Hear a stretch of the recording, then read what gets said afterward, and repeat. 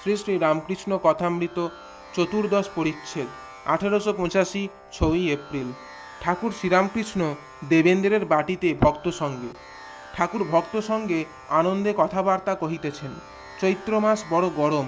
দেবেন্দ্র কুলপি বরফ তৈয়ার করিয়াছেন, ঠাকুরকেও ভক্তদের খাওয়াইতেছেন। ভক্তরাও কুলপি খাইয়া আনন্দ করিতেছেন। মণি আস্তে আস্তে বলছেন, এনকোর এনকোর, অর্থাৎ আরও কুলপি দাও। ও সকলে হাসিতেছেন। কুলপি দেখিয়া ঠাকুরের ঠিক বালকের ন্যায় আনন্দ হইতেছে। শ্রীরামকৃষ্ণ, বেশ কীর্তন হলো। গোপীদের অবস্থা বেশ বললে। রে মাধবী, আমার মাধব দে। গোপীদের প্রেমোন্মাদের অবস্থা কি আশ্চর্য! কৃষ্ণের জন্য পাগল।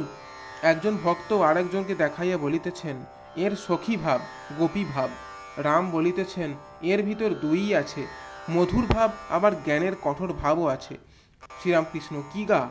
ঠাকুর এইবার সুরেন্দ্রের কথা কহিতেছেন। রাম, আমি খবর দিয়েছিলাম, কই এলো না? শ্রীরামকৃষ্ণ, কর্ম থেকে এসে আর পারে না।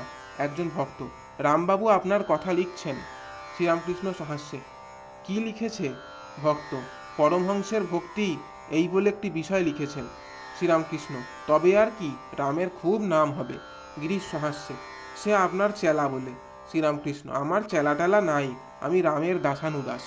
পাড়ার লোকেরা কেহ কেহ আসিয়াছিলেন, কিন্তু তাহাদের দেখিয়া ঠাকুরের আনন্দ হয় নাই। ঠাকুর একবার বলিলেন, এ কি পাড়া, এখানে দেখছি কেউ নাই। দেবেন্দ্র এইবার ঠাকুরকে বাড়ির ভিতর লইয়া যাইতেছেন। সেখানে ঠাকুরকে জল খাওয়াইবার হইয়াছে। ঠাকুর ভিতরে গেলেন। ঠাকুর সহাস্য বদনে বাড়ির ভিতর হইতে ফিরিয়া আসিলেন ও আবার বৈঠকখানায় উপবিষ্ট হইলেন। ভক্তেরা কাছে বসিয়া আছেন। উপেন্দ্র ও অক্ষয় ঠাকুরের দুই পার্শ্বে বসিয়া পদসেবা করিতেছেন। ঠাকুর দেবেন্দ্রের বাড়ির মেয়েদের কথা বলিতেছেন। বেশ মেয়েরা, পাড়া গাঁয়ে মেয়ে কিনা, খুব ভক্তি। ঠাকুর আত্মারাম নিজের আনন্দে গান গাহিতেছেন। কিভাবে গান গাহিতেছেন? নিজের অবস্থা স্মরণ করিয়া তাহার কি ভাবোল্লাস হইল, তাই কি গান কয়টি গাহিতেছেন? গান, সহজ মানুষ না হলে সহজকে না যায় চেনা। গান, দরবেশে দাঁড়ারে, সাধের কারোয়া কিস্তিধারী, দাঁড়ারে ও তোর বাপ রূপ নেহারি। গান, এসেছেন এক ভাবের ফকির, ও সে হিঁদুর ঠাকুর, মুসলমানের পীর। গিরিশ ঠাকুরকে প্রণাম করিয়া বিদায় গ্রহণ করিলেন। ঠাকুরও গিরিশকে নমস্কার করিলেন। দেবেন্দ্রাদি ভক্তেরা ঠাকুরকে গাড়িতে তুলিয়া দিলেন। দেবেন্দ্র বৈঠকখানার দক্ষিণ উঠানে আসিয়া দেখেন যে তক্তপোষের উপর তাহার পাড়ার একটি লোক এখনও নিদ্রিত রহিয়াছেন। তিনি বলিলেন, উঠো উঠো।